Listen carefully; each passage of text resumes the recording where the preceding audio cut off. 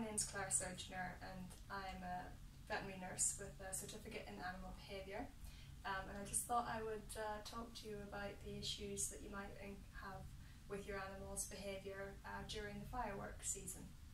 Okay, so Hattie here is not the slightest bit bothered by fireworks. She's had 2 firework seasons and hasn't really reacted at all to fireworks. Is there anything that I need to do to prepare her for bonfire night?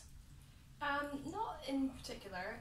The only thing I would say is just to make sure that she's had a nice walk during the morning or the afternoon, so that she can be back before the fireworks start, before dark, and also to make sure she's had a nice starchy meal, so that she's got a nice full belly, so that she'll be more likely to sleep and she'll feel settled. And also to make sure that all of the gates and windows and doors are secure and locked, so that if she were to feel slightly panicked, that she wouldn't be able to run away. Okay, and as I say, she's not had a problem before, but if she is getting slightly anxious, what signs would I see in her? You might see pacing, maybe some lip licking, maybe some trembling, those sorts of things. I've heard that yawning is a sign of anxiety, is that right? Yes, it is. It is a sign of anxiety. They do it sometimes whenever they feel uncomfortable or unsure about the situation. Okay, so if this year, for instance, Hattie decided, she's yawning now, if she showed signs of slight anxiety, what should I do? Should I, play with her? What should I do with her if she's not terribly bothered, but if she was just showing some signs of anxiety? Yes, you could give her a nice tasty treat, or you could do a nice game with her, or you could put some music on, or put the TV on, that kind of thing, to drown out any signs of fireworks going on outside. Okay, I have a friend whose dog and their cat actually, when the fireworks start, they basically run for cover. The cat goes under the bed and the dog goes behind the sofa, and the temptation is to go and sort of get them out and give them a good old cuddle. Is that the right thing to be doing? No, it's not actually. It's not going to help.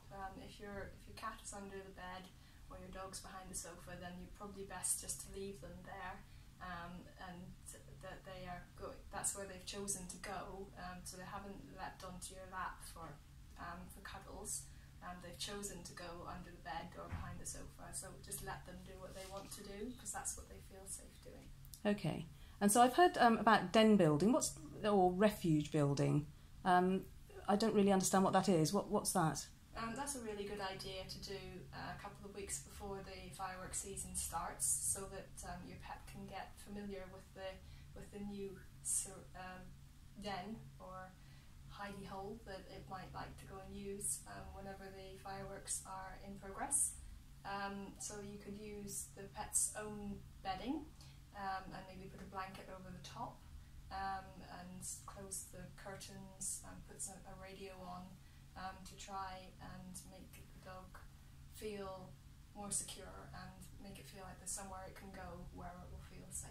So would you choose a place that they automatically choose to hide anyway and just sort of enhance it by adding things to make it more comfortable? Precisely.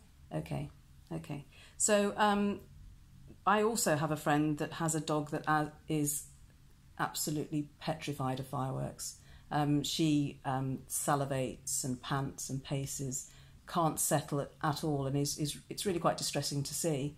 Yeah. Is there anything that we can do to help dogs and cats like that?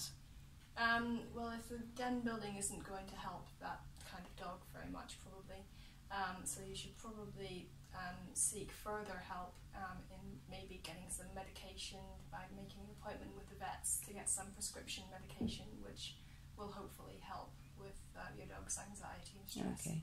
And does sort of soothing them with words and cuddling help dogs like that? No, usually not.